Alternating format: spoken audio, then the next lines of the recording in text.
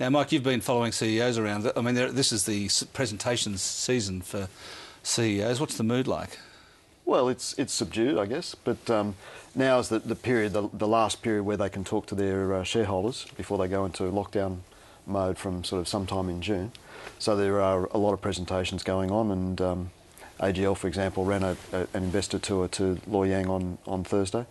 So I think overall it's just a continuation of what we've seen the last few months. Of course, when they're in these confidential briefings, they can't say a thing, can they?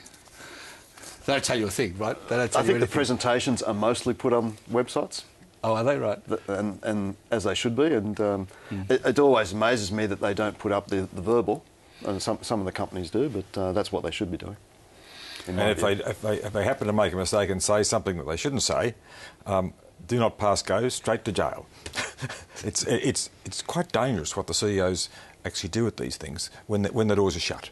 I wouldn't like to be a CEO answering questions in secret in case I made some mistake. You notice that the big ones, though, the Telstras and the Rios, they don't make... everything is put straight up onto their website, straight to the ASX. They're very, very careful. It's the little ones. It's like the little miners and people like that that are somewhat tempted to talk perhaps a little more than they should. But have any of the CEO presentations that you've been listening to change your mind about things? About your... I mean, have you come... are you a bit more optimistic or less optimistic now than you were, say, a couple of weeks ago?